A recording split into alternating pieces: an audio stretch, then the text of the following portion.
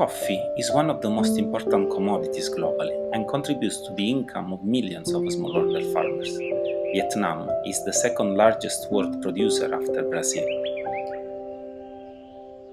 While Robusta is the most popular coffee variety grown in Vietnam, it is mainly Arabica that is cultivated in mountainous areas, generally at elevation above 600 meters above sea level.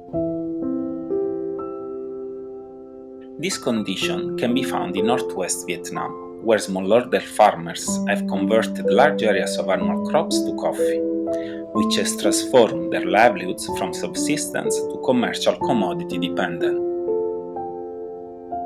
Son La province in northwest Vietnam is the second largest Arabica coffee producer in the country, and Tuan Chau is the district with the highest level of production. This is also one of the poorest areas of Vietnam. People here depend on land for their livelihood. Years of monoculture agriculture on sloping lands has led to soil erosion, nutrient depletion and declining yields. Harsh weather exacerbates this condition, aggravating soil and water loss.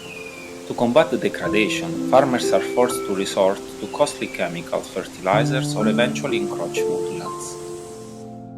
Here, Arabica coffee has been grown for a long time on sloping land, and mainly in intensive, full-sun monoculture that are not sustainable in the long term and have negative environmental impacts.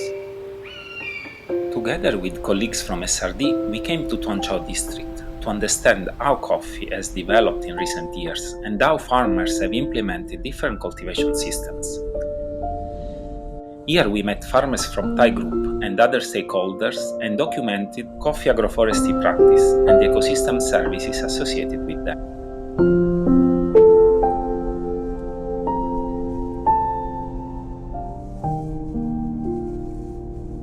The first meeting was with households at Nguyen village. We asked them about the agricultural practices they use and how they sustain financially their activity. Then we went to Bonong village, where we met a group of 3 women farmers and a man representing coffee producers. The third meeting was with 2 representatives of Women Union of Nguyen Community Center. The Women Union is an important institution. Established in 1956, the union has the goal to protect the rights of the women and children in the village. The union has different administrative levels, growing from village to up to the nation. Women over 18 can join and get support on issues going from daily care of the family to financial one, like asking credit to start a coffee production. Here we discussed how the coffee production has developed in Nguyen village in recent years, what is the role of women in the activity and which kind of support they offer when they need credit and run their activity. Then we went to the headquarters of Agribank and met with the head of the marketing department, Mr. Tuan. Agribank focuses on funds for any kind of agricultural activity. Mr. Tuan explained us how farmers can access to credit and how coffee production development has changed this request in the last few years.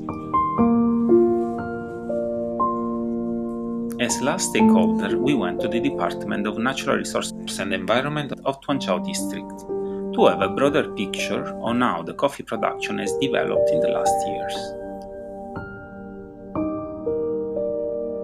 Research from World Agroforestry in northwest Vietnam shows that tree species richness in agroforestry plots was much higher for coffee compared to non-coffee plots, including those with annual crops and tree plantations.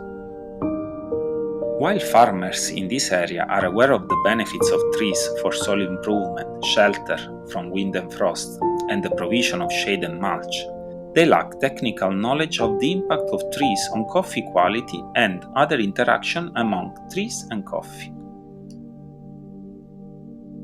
One of the main goals of this project is to integrate local and scientific knowledge to provide richer advice to farmers on selecting appropriate agroforestry practices for their coffee farms. They facilitate the adaptation of rural communities to climate change via the adoption of more climate-smart farming practices.